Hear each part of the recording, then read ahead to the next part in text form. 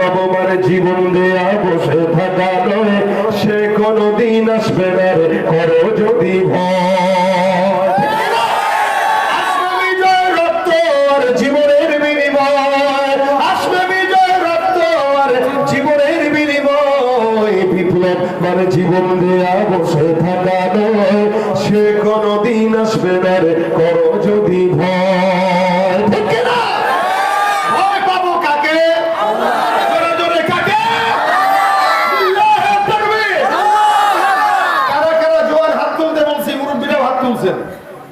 আমি এরকম মুরব্বীদেরকে হাত তুলতে বলি নাই।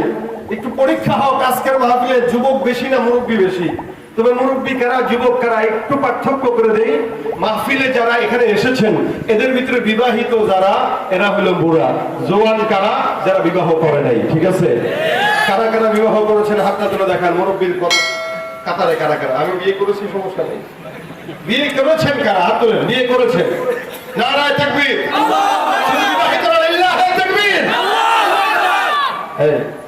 বিবাহিত জোর হয় নাই ভালো।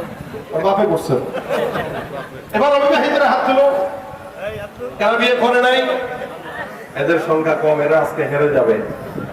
এরা আজকে হেরে যাবে। আমি যখন বলছি এরা আজকে হেরে যাবে, যদি না হাঁটতে তাহলে তখনই চিল্লান দিতেন।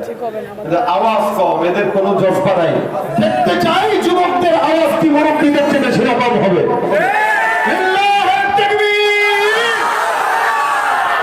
আওয়াজ শেষ পর্যন্ত থাকবে ইনশাআল্লাহ।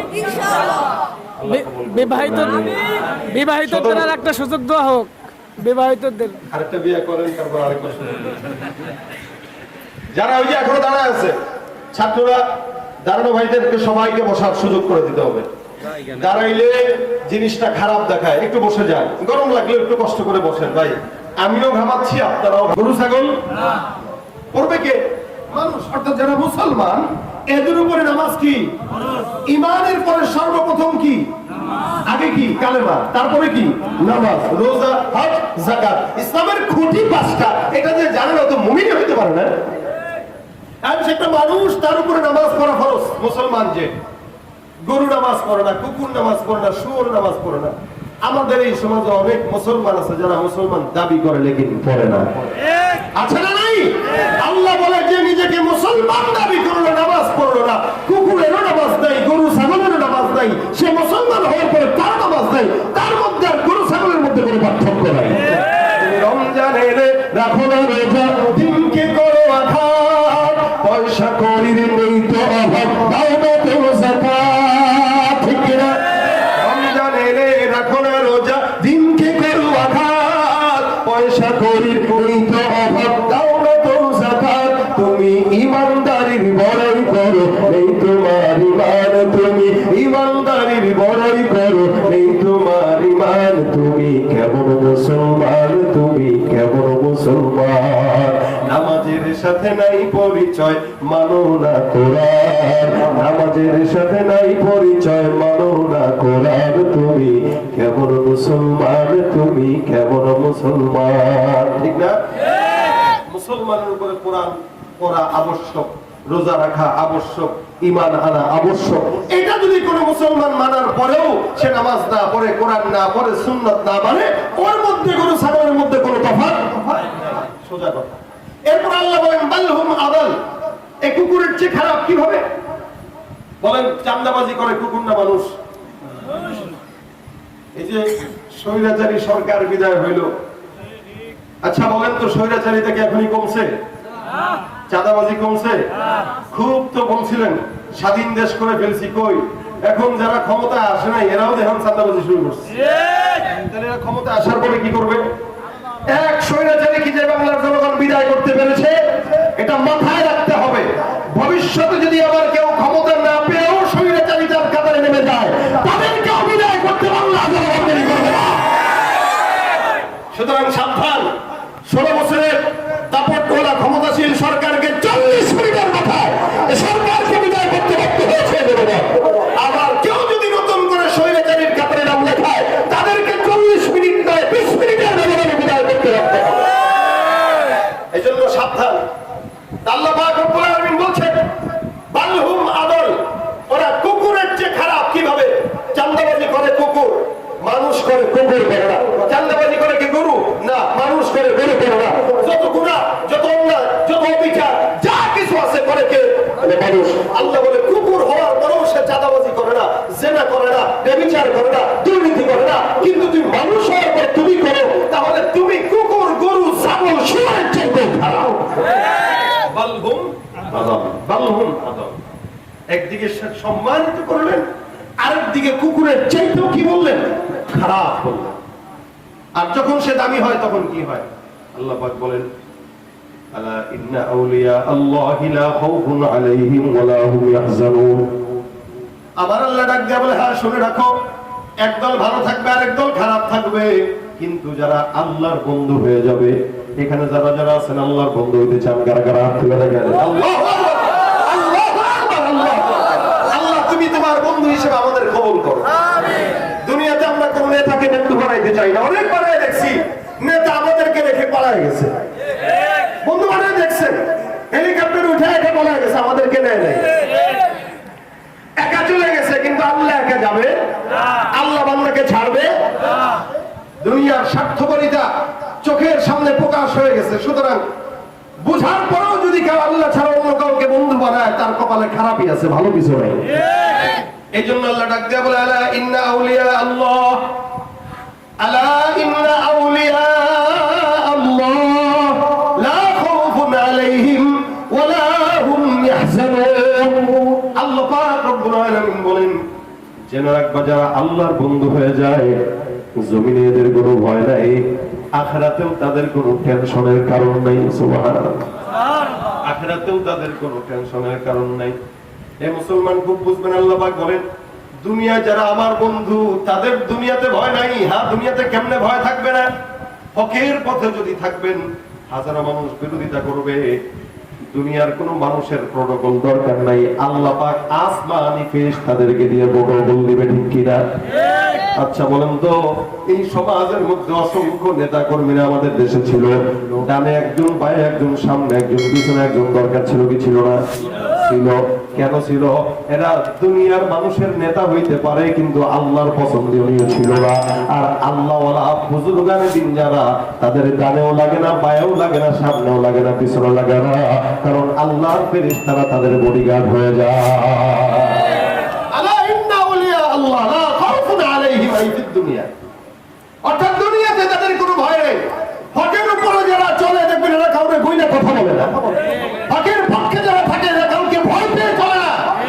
যে দালালি করে, গোলামি করে, মুনাফিকি করে, এদের অবস্থা একবার এই দল ক্ষমতায় আসলে ওই দলের সেক্রেটারি, আরেক দল ক্ষমতায় আসলে ওই দলের সভাপতি। আমি আওয়ামী লীগ, এখনো করি বিএনপি, আগামীতে হতে পারি যদি একজন এমপি। কি বলেন? আসলে কিছু সুবিধা আগে ছিল তো সরকারি দলের সেক্রেটারি, এখন সরকারি দল চলে গেছে, এখন না না না, আরে তো আমি তো ওই দল। সারা বাংলাদেশে এখন কোন আওয়ামী লীগ পাওয়া যায় না, কথা কয় না, কই রে ভাই? সবার আইডি চেঞ্জ হয়ে গেছে ভাই। এটা আমি দলের সাফাই বা দলকে কটূক্তি করার জন্য বলছি না, কথা বলছে এটা যারা মুনাফিকি করবে, এরা একবার এই দল একবার এই দল করবে, আর যারা আল্লাহর পথে থাকবে আজীবন তারা আল্লাহর গোলামের পরিচয় দিয়ে দেবে। আমি আপনি সবাই এখানে আল্লাহর গোলাম। কার গোলাম? দুনিয়া কিয়ামত হয়ে গেল আমরা কার গোলাম? এই জায়গাটা ঠিক রাখবেন। আওয়ামী লীগ করেন, বিএনপি করেন, হেফাজত করেন, চরমুনাই করেন, জামাত করেন, বাসদ করেন, জাসদ করেন, কোন টেনশন নেই, আপনার গোলামি থাকবে একটাই, যে আমি আল্লাহর গোলাম। এই জন্য সব ক্ষেত্রে একটা জায়গায় থাকবেন। দুনিয়ার সব মানুষকে বন্ধু বানায় দেখছেন, কোনো ফায়দা হয় নাই।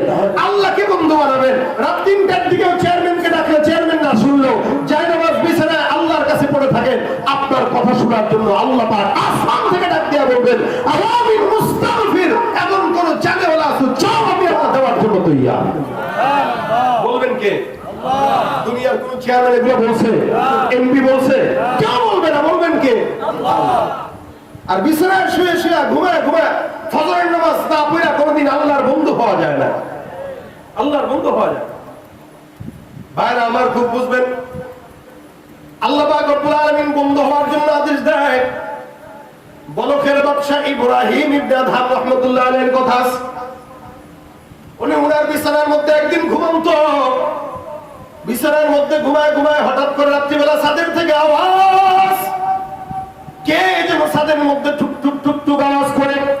ইব্রাহিম ইবনে আদহাম রাহমাতুল্লাহি আলাইহি ডাক দিয়া বলে, ছাদের মধ্যে কে? ছাদের মধ্যে আওয়াজ যখন আসলো, ইব্রাহিম ইবনে আদহাম জিজ্ঞাসা করলেন, ছাদের মধ্যে আওয়াজ দেয় কে? একজন বান্দা ডাক দিয়া বলে, আমি একজন মুসাফির, আমি এখানে আসলাম, আমার ঘোড়া হারায় গেছে, ঘোড়া তালাশ করে খোঁজার জন্য। ইব্রাহিম ইবনে আদহাম রাহমাতুল্লাহি আলাইহি ডাক দিয়া বলে, ব্যাপার কি? পাগল নাকি এটা? ঘোড়া তালাশ করার জন্য আমার বিশাল বড় এই ছোট্ট একটা ছাদের মধ্যে তুমি আসলা, ছাদের মধ্যে ঘোড়া হারানো যাবে না, খোঁজাও লাগবে না। ছাদের মধ্যে ঘোড়া তালাশ করে না। যদি ঘোড়া তালাশ করার জন্য যাওয়া লাগে তাহলে মরুভূমির মধ্যে যাও, জঙ্গলের মধ্যে যাও। এই ছোট্ট ছাদের মধ্যে তালাশ করে ঘোড়া তালাশ করে পাওয়া যাবে, ওরা হারাবেও না। ইব্রাহিম ইবনে আদহাম কথা বলতে দেরি ছাদের থেকে আওয়াজ চলে আসলো, এই ছোট্ট ছাদে যদি ঘোড়া তালাশ করে না পাওয়া যায়, বিশাল বড় আল্লাহকে ছোট্ট খাটের মধ্যে শুয়ে শুয়ে তুমি কেমনে তালাশ করতে চাও? এত বিশাল বড় আল্লাহকে তুমি পাইতে চাও আর বিছানার মধ্যে শুয়ে ফজর কাজে দাও? ইব্রাহিম ইবনে আদহাম রাহমাতুল্লাহি আলাইহি উঠে গেলেন, আরে কথা তো ঠিকই, যেই বলুক না কেন। এখানে আমার আল্লাহ ডাকতে বলেন, আলা ইন্না আউলিয়া আল্লাহ লা খাউফুন আলাইহিম ওয়ালা হুম ইয়াহজানুন। যারা আল্লাহর বন্ধু হয়ে যায় জমিনের মধ্যে তাদের কোনো টেনশন নাই। সুফিয়ান সাওরী রাহমাতুল্লাহি আলাইহি অনেক বড় একজন বুজুর্গ ছিলেন, নাম শুনছেন নি কেউ? সুফিয়ান সাওরী। যারা ইসলামের বই কিছু পড়েন, দ্বীনি কিছু বই মোতালা করেন, এদের নামগুলো জানা থাকার কথা। অনেক বড় বুজুর্গ ছিলেন, খুব মজার ঘটনা। সুফিয়ান সাওরী রাহমাতুল্লাহি আলাইহি একবার কাবার চত্বরে হাতিমের মধ্যে ঘুমায় আছেন। ওনার পাশে ওনার একজন খাদেম ছিলেন, যার নাম ছিল সুফিয়ান ইবনে হুয়াইনা। তো দুইজন একসঙ্গে শোয়া বসা। এর মধ্যে হঠাৎ করে তখনকার খলিফা যিনি ছিল মক্কার, নাম ছিল খলিফাতুল মুসলিমিন, খলিফা জাফর মনসুর। এই খলিফা জাফর যদিও মুসলমান ছিল, কিন্তু স্বৈরাচারী সরকার মার্কা মুসলমান ছিল। উপর দিয়ে দেখাইতো তসবিহ, পট্টি মাথায় সবকিছু আছে, ভিতর দিয়ে আলেমদেরকে জেলখানায় নিয়ে তারপর ভারত চক্রান্ত করত। এটা হলো তাদের হালত। আপনাদের মনে হয় এই কথাটা পছন্দ হয় নাই, কারণ আপনারা তো ফরিদপুর গোপালগঞ্জ এলাকার লোক, তো এই জন্য আপনাকে এগুলো পছন্দ হইতেছে না। না না, হয় নাই। হইলেও কি না হইলেও কি, আজীবন বলে গেছি বলে এগুলোই বলবো। যারাই হকের বিপক্ষে আমরা তাদের বিপক্ষে, হকের পক্ষে যারা আমরা তাদের পক্ষে। আপনারা মনে হয় পক্ষে না, পক্ষে আপনারা। কিছু মুসলমান এই দেশে আছে যারা নামাজ পড়ে, রোজাও রাখে, কিন্তু জায়গা মতো উল্টা পাল্টা কাজ করে। খলিফা জাফর মনসুর উনি সুফিয়ান সাওরী রাহমাতুল্লাহি আলাইহির বিরুদ্ধে ফাঁসির পরোয়ানা জারি করছেন। এরা ফাঁসি দাও কেন? বলে সে হকের পক্ষে, খালি ফতোয়া দেয়, বড় বড় ফতোয়া দেয় সরকারের বিরুদ্ধে, এর ফাঁসি দেওয়া লাগবে। আমি নিজে আসতেছি, মসজিদে আয়েশার পাশে এর ফাঁসির কাষ্ট ঝুলায় দাও, ফাঁসির মঞ্চ তৈরি করে আমি আসবো, তার ফাঁসি হবে। তো সুফিয়ান সাওরী রাহমাতুল্লাহি আলাইহি বসে রয়েছেন, জিকির করতেছিলেন হাতিমে কাবার মধ্যে বসে বসে। আর খাদেমকে, খাদেমের নাম সুফিয়ান। খাদেম আওয়াজ শুনলেন যে সুফিয়ান সাওরীকে তালাশ করার জন্য একদল আসতেছে। ডাক দেয়, হুজুর তাড়াতাড়ি উঠেন, তাড়াতাড়ি উঠেন, পলায় যান। বলে কই পলায় যাবো? খলিফা নিজে আসতেছে আপনারা ফাঁসি দেওয়ার জন্য, তাড়াতাড়ি পলায় যান। পলায় যাবো মানে আমি যেখানে বসছি এই জায়গাটা কি? বলে হাতিম কাবার চত্বর, কাবার অংশ, যেটা হাতিমে কাবাকে কাবার অংশ বিশেষ বলে। আমি কাবার চত্বরে বসা, কাবার ভিতরে বসা, এই ঘরটা কার? আল্লাহ। আমার আল্লাহ বলেন, মান দাখালাহু কানা আমিনা। কাবার মধ্যে যে প্রবেশ করবে সে সম্পূর্ণ নিরাপদ, নিরাপত্তার দায়িত্ব কার? আল্লাহ। আমি কাবার চত্বরে বসা, এই জায়গায় বসে বসে আমি আল্লাহর জিকির করতেছি, আরেক বেঈমানের বাচ্চা আমারে ফাঁসি দেওয়ার জন্য আসতেছে। তুমি আমারে বললা এখান থেকে পলায় যাইতে, পলাবো কোথায়? আমার কাছে দুনিয়ার সবচেয়ে আশ্রয়স্থল হলো আমার আল্লাহ, আর আমি আমার মাওলার ঘর বাইতুল্লাহর মধ্যেই আছি। সুতরাং বাইতুল্লাহর মধ্যে যদি থেকে পলানো লাগে, আর বাইতুল্লাহর মধ্যে থেকে যদি পলাইতে হয়, যে মাওলার গোলামি করে ওই মাওলার গোলামি করা দরকার নাই, অন্যর গোলামি করব। সুফিয়ান সাওরী রাহমাতুল্লাহি আলাইহি লাফ দিয়া দাঁড়ায় গেলেন, আমারে পলানোর জন্য বলে, কোথায় পলাবো? আল্লাহর বান্দা কাবার সামনে যায়। কাবা একটা জায়গা আছে, ঘরের মধ্যে একটা জায়গা আছে যার নাম মুলতাজাম।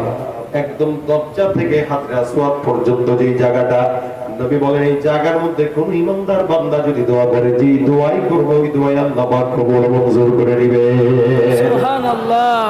এবার সুফিয়ান সাওরী রাহমাতুল্লাহ আলাইহি সুন্দর করে ওই জায়গায় দাঁড়ায় ডাক দিয়ে বলে, আল্লাহ আমি তোমার বান্দা সুফিয়ান, এখানে দাঁড়ায় দাঁড়ায় তোমার কাছে বলতেছি, মালিক শুনলাম আমাকে ফাঁসি দেওয়ার জন্য একটা বেঈমান খলিফা আসতেছে। মালিক তোমার গোলামি করি আমি বান্দা, তুমি আমার মুনিব, আমি তোমার গোলাম।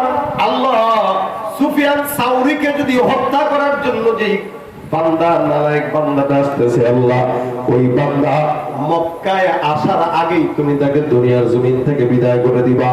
যদি ওই বান্দা আজকে মক্কার জমিনের মধ্যে ঢুকে, আমি বলে রাখলাম তোমার সঙ্গে আমি বান্দার সম্পর্ক আর থাকবে না।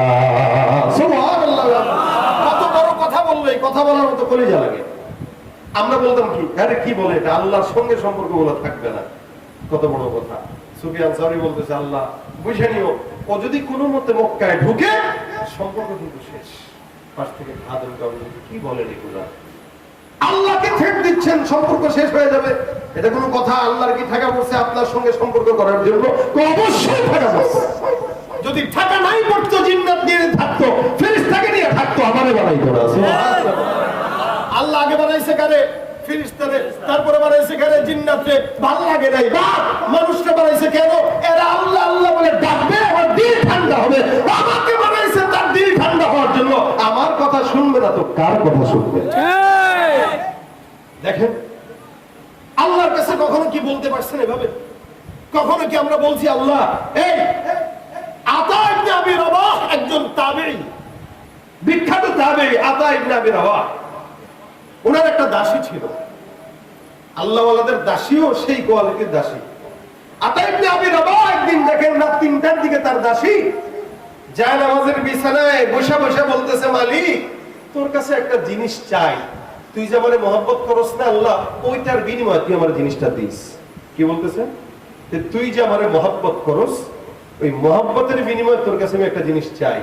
আতা ইবনে আবি রাবাহ তাকায় আছে, কয় কি পাগলি, আল্লাহ তারে মহব্বত করে সে উসিলা দিবে, বরং না বলা এটা দরকার ছিল যে আমি যে তোমারে মহব্বত করি এই উসিলায় দিও। হ্যাঁ বলতেছে কি, আল্লাহ তুমি যে আমারে মহব্বত করো এই উসিলায় দিও। চাইতেছে আল্লাহ আমার কাছে, আমার কিন্তু এটা দরকার, তুমি যে আমার ভালোবাসো না, ভালোবাসো তো, ভালোবাসলে এটা দিতে হবে, দিও। তাই আপনি ডাক দিয়ে বলতেছেন, দাসী কি হুজুর কি চাইলা তুমি এটা আল্লাহর কাছে? আল্লাহ তোমাকে মহব্বত করে এই বিনিময়ে দিবে কেন? তুমি আল্লাহকে মহব্বত করো এই বিনিময়ে না দিবে? না না না, দেখবেন মহিলা মানুষ তো এরা বহুত ডেঞ্জারাস। স্বামীরে মহব্বত করে না, আস্তে করে ডাকবে, যান মহব্বত করো না, ভালোবাসি তো, ভালোবাসলে একটা জিনিস চাই দিবা, বলে কিনা? স্বামীরে এই জায়গাটা আঘাত দেয়, তুমি যে আমার এত ভালোবাসো আমি একটা জিনিস চাইলে দিবানি, আসলে এটাই তো বলা দরকার। বলতেছেন তুমি কি বললে এটা? জি আল্লাহ যে আমারে মহব্বত করে এটা আমি জানি, আমি মহব্বত করি বা না করি এটা পরের হিসাব, ওটা তো আল্লাহ জানে। কিন্তু আল্লাহ যে আমাকে মহব্বত করে এই উসিলায় চাইলাম। বলে আল্লাহ যে তোমাকে মহব্বত করে বুঝলা কিভাবে? শুনেন কথা কি বুঝতেছেন আপনারা? ইনশাআল্লাহ আতা ইবনে আবি রাবাহ জিজ্ঞাসা করছে, আল্লাহ যে তোমাকে মহব্বত করে বুঝলা কিভাবে? দাসী ডাক দিয়া বলতেছেন, আচ্ছা হুজুর বলেন তো আমার আশেপাশে আরো ঘর আছে কিনা? বলে আছে। কয়জন রাত্রি জেগে আছে? সব তো ঘুমায়। আল্লাহ পাক রব্বুল আলামিনের রাত ৩টার দিকে উঠা তার প্রেমে যায় নামাজে বসে থাকা, সিজদা দেওয়া, এটা তো আমি আমার শক্তির কারণে পারি না, ওইটা করার জন্য আল্লাহর মহব্বত লাগে। আল্লাহ আমার মহব্বত করে বলেই তো ঘুম থেকে কান ধরে জায়গায় তার সিজদায় ঢুকায় দিয়েছে। সুবহানাল্লাহ। এই জন্য আমি বললাম আল্লাহ তুমি যে মহব্বত করো এই বিনিময়ে দাও, আমি মহব্বত করি ওটা তো পরের হিসাব, কারণ আমি মহব্বত করলেই উঠতে পারতাম না, তুমি করো বিদায় আমাকে ঘুম থেকে জাগাইছো, বিছানায় বসায় দিয়েছো। এজন্য চাওয়ার আগে চাওয়া জানতে হয়। সুফিয়ান সাওরী ডাক দিয়ে বলে, মালিক আমি যে তোমাকে মহব্বত করি, তুমি যে আমাকে মহব্বত করো, এটার আলামত আজকে দেখতে চাই। যে বেঈমান ফাঁসি দেওয়ার জন্য আসতেছে, ও যদি মক্কায় ঢুকে তাহলে সম্পর্ক তোমার সাথে শেষ, আর যদি আগেই শেষ হয়ে যায় তাহলে সম্পর্ক শেষ না বরং আরো গাঢ় হবে। কারণ বিপদে যে পাশে দাঁড়ায় সেই প্রকৃত বন্ধু। সুফিয়ান সাওরীর খাদেম বলতেছে, হুজুর যদি আল্লাহ আপনার এই দোয়া না কবুল করে, দোয়া কবুল যদি না করে তাহলে সম্পর্ক শেষ। হুজুর কেমনে বলতেছেন সম্পর্ক শেষ? হ্যাঁ, জিন্দগির সমস্ত খায়সাত বাদ দিয়া তার জন্য মক্কায় পড়ে থাকি, এই তার জন্যই জিকির করি, তার জন্যই নামাজ পড়ি, তার জন্যই জিন্দগি কোরবান করেছি। সে যদি আমার এতটুকু কথা না শুনে তাহলে আমি তার কিসের প্রেম করলাম আর সে আমার সঙ্গে কি প্রেম করলো? ধরে রাখছে তো ধরে রাখছে, ছাড়ে না ছাড়ে না। সুফিয়ান সাওরী রাহমাতুল্লাহ আলাইহি বারবার বলে, আল্লাহ এই বান্দাটা এখান থেকে আসার আগেই তাকে হত্যা করে ফেলো, দুনিয়া থেকে বিদায় করে দাও। আমি তোমাকে মহব্বত করি, এটা মহব্বতের আলামত। তুমি আমাকে মহব্বত করো, আলামত। তুমি 24 ঘন্টা মক্কার মধ্যে আমাকে রাখছো। যে যাকে মহব্বত করে মহব্বতের আলামত। আমার আল্লাহ পাক ডাক দিয়ে হাদিসে কুদসির মধ্যে বলেন, কুনতু সামাউল্লাযী ইয়াসমাউ বিহা ওয়া বাসরুহুল্লাযী ইউবসিরু বিহা ওয়া ইয়াদুহুল্লাতী ইয়াবতিশু বিহা ওয়া রিজলুহুল্লাতী ইয়ামশি বিহা। বান্দা যখন আল্লাহর মহব্বতের বান্দা হয়ে যায়, বান্দা যখন আল্লাহর বন্ধু হয়ে যায়, আল্লাহ যখন বান্দার বন্ধু হয়ে যায়, আমার আল্লাহ ডাক দিয়ে বলে, বান্দা তার কান দিয়ে যা শুনে, বান্দা তার কানে থাক। বান্দার কানের বান্দার থাকে না, বান্দার সব কান আমি আল্লাহর কান কুদরতি ভাবে রূপান্তরিত হয়ে যায়। বান্দা যখন জিকির করে বান্দার ঠোঁট বান্দার থাকে না, বান্দা যখন পাও দিয়ে হাঁটে বান্দার পাও বান্দার থাকে না, বান্দা যখন হাত দিয়ে ধরে বান্দার হাত তখন বান্দার থাকে না। আমি আল্লাহ কুদরতি ভাবে বান্দার ভিতরে ঢুকে যাই। এ মুসলমান নবীর উম্মত, সুফিয়ান সাওরী রাহমাতুল্লাহ আলাইহি হাতটা দিয়ে বারবার করে আল্লাহ মুলতাজিমে দাঁড়ায় দাঁড়ায় দোয়া করলাম, ওই বান্দা আসার আগে যেন বান্দা জমিন থেকে বিদায় হয়ে যায়। বান্দা বারবার আল্লাহর কাছে চায়, আল্লাহর কাছে চায়, যে বন্ধু বানায় নিয়েছে। আমার আল্লাহ ডাক দিয়ে বলে, মাল্লাহুল মাওলা ফালাহুল কুল। যে বান্দা আল্লাহর জন্য হয়, সমগ্র আসমান জমিন গ্রহ নক্ষত্র গোটা দুনিয়া ওই বান্দার জন্য হয়ে যায়। ভাইরা আমার, সুফিয়ান সাওরী রাহমাতুল্লাহ আলাইহি আল্লাহর বন্ধু হয়ে আল্লাহকে ডাকছেন। একদিন পরে এলান শুরু হয়ে গেল। সুফিয়ান সাওরী রাহমাতুল্লাহ আলাইহি মক্কার সামনে দাঁড়ায় মুলতাজিমের সামনে দাঁড়ায় দোয়া করছেন। একদিন পরে এলান হইতেছে, তায়েফ থেকে আমাদের খলিফা জাফর মনসুর আসতে যে ঘোড়ার পিঠ থেকে পড়ে ঘোড়ার পাড়ায় জমিন ত্যাগ করেছে। সুবহানাল্লাহ, আল্লাহু আকবার, আল্লাহু আকবার। একদিনের ভিতরে আলামত প্রকাশ হয়ে গেছে।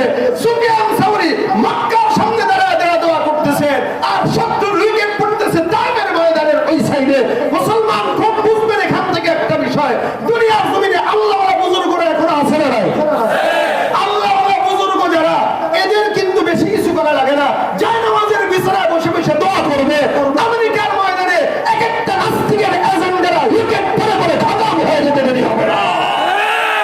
হে মুসলমান নবীর উম্মত, এই জন্য আমার আল্লাহ ডাক দিয়া বলতেছেন, আলা ইন্না আউলিয়া আল্লাহ লা খাউফুন আলাইহিম ওয়া লা হুম ইয়াহজানুন।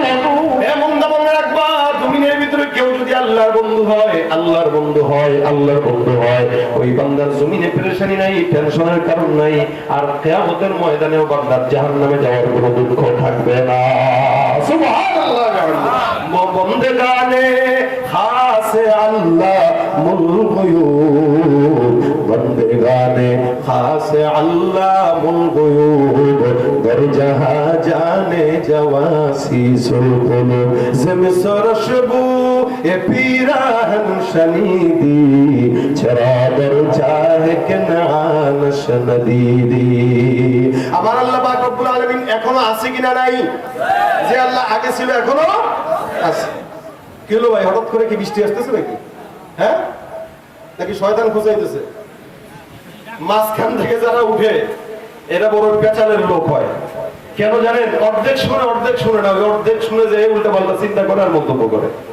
কথা না বুঝলে, পরিপূর্ণ না বুঝলে তখন অর্ধেক শুনেই উল্টা পাল্টা মন বুঝা বা মন্তব্য করার প্রবণতা হয়। এ কারণে যতটুকু শোনার পরিপূর্ণ শুনবো, আমলের নিয়ত শুনবো ইনশাআল্লাহ। তাহলে বন্ধু হইতে হবে কার? আল্লাহর। আল্লাহর বন্ধু হওয়ার জন্য ছোট্ট একটা আমল, যেটা আপনার এবং আমার সকলের মানা উচিত, জানা উচিত। আমরা এখানে যারা বসছি, আমিও চাই আল্লাহর ওলি হইতে, আপনারাও চান আল্লাহর ওলি হইতে। কি চান কি চান না? এই যে দেখেন, সুফিয়ান সাওরী রাহমাতুল্লাহ আলাইহি আল্লাহর কাছে চেয়ে তার হক আদায় করে নিতে পারছে, কিন্তু আমরা পারি না। কেন? বলে মাওলার সাথে আমাদের সেই সম্পর্ক নাই। এই জন্য সম্পর্ক করতে গেলে একটা আমল সবচেয়ে বেশি জরুরি। রাসূল করিম সাল্লাল্লাহু আলাইহি ওয়াসাল্লাম এখানে হাদিসে বলেন, ইত্তাকিল মাহারিম তাকুন আ'বাদান নাস। হারাম থেকে বাঁচো, গুনাহ থেকে বাঁচো, যাতে করে আল্লাহর বন্ধু হয়ে যেতে পারো। সুবহানাল্লাহ। আল্লাহর বন্ধু হওয়ার জন্য তাহাজ্জুদ দরকার নেই। আবারও বলছি, আল্লাহর বন্ধু হওয়ার জন্য, ওলি হওয়ার জন্য তাহাজ্জুদ দরকার নেই, জিকির দরকার নাই, বেশি বেশি দান দরকার নাই, অনেক বেশি সুফিগিরি দরকার নাই। আল্লাহর বন্ধু হওয়ার জন্য সবচেয়ে বড় যে জিনিসটা দরকার, ওটা হলো গুনাহ মুক্ত হায়াত। কি হায়াত বলেন? গুনাহ মুক্ত হায়াত। যার গুনাহ মুক্ত হায়াত আছে সে সবচেয়ে ওলি। আমাদের দেশে তো ওলি কাকে মনে করে? আমার মতো পাগড়ি যারা লাগায় এদেরকে বুজুর্গ মনে করে, অথবা বিশাল বড় একটা রুমাল লাগাই দিচ্ছে সে মনে করে অনেক বড় বুজুর্গ। না, এটা বুজুর্গের আলামত কখনোই না। আবার অনেকে মনে করে না না ভাই, পাগড়ি বললেই কি বুজুর্গ হয় নাকি? আমার দাড়ি না থাকলে আমার দিল ঠিক আছে, এগুলো ভণ্ড। কথা বুঝেন নাই? যে বলে আমি টুপি পাগড়ি পড়তে পারি না, প্যান্ট শার্ট যদিও পরি কিন্তু ওই হুজুর করছে ভালো আছি, না না, এটা আরো বড় ভণ্ড। কারণ আল্লাহ পাক বলেছেন, قد أنزلنا عليكم لباسا يواري سوآتكم وريشا ولباس التقوى ذلك خير। পোশাক আল্লাহ পাক দিবেন ঠিক আছে, কিন্তু তাকওয়ার একটা পোশাক আছে, যেই পোশাক পরে বিড়ি টানা যায় না, ওটাই তাকওয়ার পোশাক। আচ্ছা বলেন তো, দাড়ি টুপি পাগড়ি পরে কি বিড়ি টানা যাবে? প্যান্ট শার্ট পরে টানা যাবে। সুতরাং কেউ যদি বলে ভাই প্যান্ট শার্ট পরলে আমি ঠিক আছি, ও ঠিক নাই, ও ভুল পথে আছে, ওইটারে এস্টাবলিশ করার জন্য সে হুজুরদেরকে খারাপ বানায়, নিজের সুফি বানাই দিচ্ছে। তবে এটা মনে রাখবেন, বেশি বেশি তাহাজ্জুদ, জিকির, আজকার বান্দার বুজুর্গের আলামত না। বুজুর্গের সবচেয়ে বড় বুজুর্গ সে যে গুনাহ থেকে বাঁচতে পারে। এখানে রাসূল বলেন গুনাহ থেকে বাঁচো, আল্লাহর ওলি হয়ে যাবে। সুবহানাল্লাহ। হ্যাঁ, ওলাই ফরজান যদি গুনাহ হয়েই যায়, যদি গুনাহ হয়েই যায়, হবে তো অবশ্যই আমিও গুনাহগার, আপনারাও গুনাহগার। এখানে এমন কেউ নাই যার গুনাহ নেই। আমরা আরো বেশি গুনাহ করি। একমাত্র নবী, সাহাবী, তাবেঈরা ছাড়া সব বান্দা গুনাহগার। কিন্তু গুনাহ করাটা দোষের না, গুনাহের উপরে অটল থাকাটা দোষের। অনেক বান্দা আছে সারা জিন্দেগি গুনাহ করতেই থাকে, এটা দোষের। আবার কেউ আছে 10 বছর গুনাহ করছে, পরে আলহামদুলিল্লাহ ভালো হয়ে গেছে। এজন্য গুনাহগার যারা, তাদের জন্য একটা আমল আজকের মাহফিল থেকে যেটা নিয়ে যাব ইনশাআল্লাহ। ইনশাআল্লাহ বলেন জোরে, ইনশাআল্লাহ। শুনেন, এই যে মাহফিলে আসেন, এখন থেকে শীতের মৌসুম আসতেছে আস্তে আস্তে, প্রতিনিয়তই এই পাশের গ্রামে একটা হবে, তার পাশের গ্রামে একটা হবে, অনেক ওয়াজ শুনবেন, অনেক ওলামা ইকরামদের জবাব থেকে। কিন্তু নিয়ে যাবেন কি এক এক মাহফিল থেকে একটা করে জিনিস নেন আর নিজের ভিতরে ঢোকান। ইনশাআল্লাহ আল্লাহ পাক আপনার জিন্দেগি পরিবর্তন করবেন। আজকের যে জিনিসটা আমরা ফলো করব, আমরা এখানে চাই সবাই আল্লাহর বন্ধু হইতে, পছন্দিদা হইতে। যে আল্লাহর বন্ধু হয়, আল্লাহ পাক তার জন্য হয়ে যায়। আজকের আমলটা কি? হারাম থেকে বাঁচবো, গুনাহ থেকে বাঁচবো, 1 নম্বর। আর গুনাহ থেকে বাঁচবো 1 নম্বর। এরপরেও যদি হয়ে যায়, করব কি? ইস্তেগফার। কি বলেন? ইস্তেগফার। কেন? নবী করিম সাল্লাল্লাহু আলাইহি ওয়াসাল্লাম নিজে বলেন, আমি রাসূল নিজে হওয়ার পরেও প্রতিনিয়ত 70 থেকে 100 বার আমি ইস্তেগফার করছি। সুবহানাল্লাহ। কে বলেন? কে? আচ্ছা বলেন, আমাদের রাসূলের কি কোনো গুনাহ আছে? জি, নবী করিম সাল্লাল্লাহু আলাইহি ওয়াসাল্লাম আমাদেরকে সুপারিশ করে জান্নাতে নেবেন। সেই রাসূল 100 বার ইস্তেগফার করতেন। চিন্তা করা যায়, আমাদের তো 100 কোটি বার পড়া দরকার, 100 কোটি বার পড়া দরকার। কিন্তু আমরা পড়িও না, আমাদের গুনাহ হইতে থাকে, আমরা গুনাহ করতেই থাকি, আমাদের কোনো অনুভূতিও নাই। এইজন্য নবী করিম সাল্লাল্লাহু আলাইহি ওয়াসাল্লাম বলেন, বেশি বেশি ইস্তেগফার করো। ইস্তেগফার করার দ্বারা বান্দা মুস্তাজাবুদ দাওয়া হয়। সুবহানাল্লাহ। যে বেশি ইস্তেগফার করে, ইস্তেগফার কি হয়? বলে ইস্তেগফার সব বিপদ থেকে বান্দাকে হেফাজত করে। ইস্তেগফার সব গুনাহ থেকে বান্দাকে পবিত্র বানায়। ইস্তেগফার বান্দার ব্যবসায় বরকত দেয়। ইস্তেগফার বান্দাকে ব্রেন শক্তি বাড়ায় দেয়। ইস্তেগফার বান্দার রিজিকের ওয়াসাত দান করে। ইস্তেগফার করবেন, আল্লাহ পাক জীবনের প্রত্যেকটা মনে মনে বরকত দান করে দিবেন। যারা এখানে ব্যবসা করে, ব্যবসায়ী ভাইরা দোকানে বসে বসে ইস্তেগফার করে, যখন সময় হয় আস্তাগফিরুল্লাহ আস্তাগফিরুল্লাহ আস্তাগফিরুল্লাহ। রিকশা চালাইতেছেন, আস্তাগফিরুল্লাহ আস্তাগফিরুল্লাহ। বাসের ড্রাইভারি করতেছেন, আস্তাগফিরুল্লাহ আস্তাগফিরুল্লাহ। মা বোনরা রান্না করতেছে, আস্তাগফিরুল্লাহ। কাপড় ধুইতেছে, আস্তাগফিরুল্লাহ। 10 জন বন্ধু একসঙ্গে বসে রয়েছেন, হুট করে 2 জন গীবত শুরু করলো। গীবত শুরু হওয়া মাত্রই জোরে বলে দিবেন আস্তাগফিরুল্লাহ আস্তাগফিরুল্লাহ। শয়তান আসছে, তার কারণে গীবত চলতেছে। দেখবেন আপনার ইস্তেগফারের কারণে আরো 2 জন ইস্তেগফারের আমলদার হয়ে যাওয়া হবে, একদম সুযোগ আছে। সুতরাং যখন আপনার পাশে কেউ গুনাহ করে, গীবত করে, শিকায়াত করে, ইস্তেগফার তাকে মনে করায় দেন। যে বেশি ইস্তেগফার করবে সে তত গুনাহমুক্ত জিন্দেগি অর্জন করতে পারবে। দেখেন আমল নামে আজকে সব চলে যাবে। আপনি যদি আমলটা করেন অথবা আপনি যদি অন্য কাউকে উদ্বুদ্ধ করেন, তাহলে এই আমলটা আপনার আমল নামাতেও জমা হবে, যে আপনার কারণে আরেকজন ইস্তেগফারের আমলদার হয়ে গেছে। আল্লাহ পাক আমাদের সকলকে তৌফিক দান করুক। জোরে বলুন আমিন। বন্ধু কে হবে? কে হবে? জোরে বলেন। তোমার মত প্রিয় বন্ধু যার হৃদয়ের, যার কি আর থাকতে পারে, তার কি আর থাকতে পারে চিন্তা মৃত্যুর ভয়। তোমার মত প্রিয় বন্ধু যার হৃদয়ের, শিশুকালে মায়ের দুধে বাঁচাও খোদা প্রাণ, মায়ের স্নেহে বেড়ে উঠি তোমার অবদান। শিশুকালে মায়ের দুধে বাঁচাও খোদা প্রাণ, মায়ের স্নেহে বেড়ে উঠি তোমার অবদান। বন্ধু হয়ে ভালোবাসা, বন্ধু হয়ে ভালোবাসা ছেড়েও জগৎময়। তোমার মত প্রিয় বন্ধু যার হৃদয়ে, তার কি আর থাকতে পারে, তার কি আর থাকতে পারে চিন্তা মৃত্যুর ভয়। তোমার মত প্রিয় বন্ধু যার হৃদয়ে, তোমার মত প্রিয় বন্ধু যার হৃদয়ে। আল্লাহ আমাদেরকে বন্ধু বানায় দেখ, তার বন্ধু হিসেবে কবুল করে নেই। যা বললাম শুনলাম সব কিছু আমল করা তৌফিক দান করে। এই মাদ্রাসায় এই পর্যন্ত যারা দান করেছেন, এই পর্যন্ত যারা টাকা দিয়েছেন, অনেকে রড দিয়েছেন, অনেকে এই সেই দিয়েছেন, আপনাদের সকলের দানের উসিলায় আল্লাহ যেন আপনাদের গুনাহ মাফ করে দেয়, আল্লাহ যেন বিপদ থেকে হেফাজত করে।